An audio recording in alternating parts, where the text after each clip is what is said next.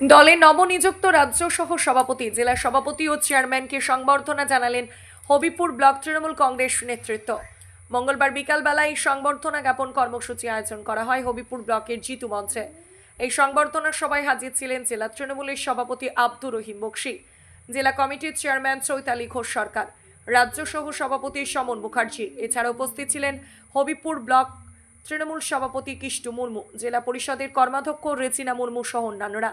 এদিন সকলের উপস্থিতিতে হবিপুর ব্লক কংগ্রেস নেতৃত্ব দলের নবনিযুক্ত রাজ্য সহ সভাপতি সমন মুখার্জি, জেলা সভাপতি আব্দুর রহিম বক্সি এবং দলের জেলা কমিটির চেয়ারম্যান চৈতালি ঘোষ সরকারকে শুভেচ্ছা ও সংবর্ধনা জ্ঞাপন করেন। এদিনের এই সংবর্ধনা জ্ঞাপন মঞ্চে বক্তব্য রাখতে উঠে জেলা তৃণমূল নেতৃত্ব হবিপুর ব্লক তৃণমূল নেতৃত্বকে একজোট হয়ে কাজ করে আগামী বিধানসভা নির্বাচনে হবিপুর বিধানসভায় তৃণমূলের জয় সুনিশ্চিত করতে এখন থেকে ময়দানে ঝাঁপিয়ে পড়ার আহ্বান জানান। এই সংবর্ধনা সভা শুরু হয় বিকাল 4টা থেকে, শেষ হয় সন্ধ্যা আনুমানিক 7:30 নাগাদ।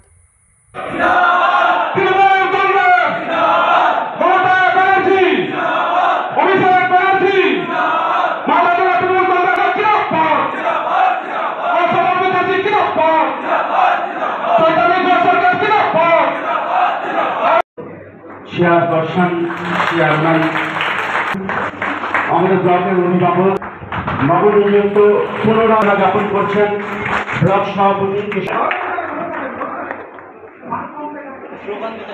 এই মালদা জেলার রাজনৈতিক যে বেটিং পাওয়ারটা দিয়েছেন তার জন্য আমাদের দিদি এবং অভিষেক বন্দ্যোপাধ্যায়কে আমরা হবিপুর ব্লক তৃণমূল কংগ্রেসের পক্ষ থেকে অনেক অনেক দিদিকে কৃতজ্ঞতা এবং নমস্কার জোহার জানাচ্ছি।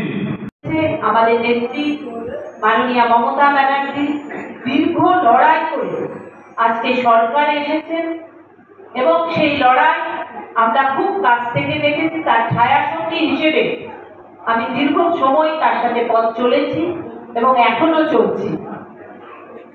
আমরা সরকারে দেখেছি প্রচুর প্রকল্পের মাধ্যমে মানুষের কাছে তিনি অনেক কিছু পৌঁছে দিয়েছেন।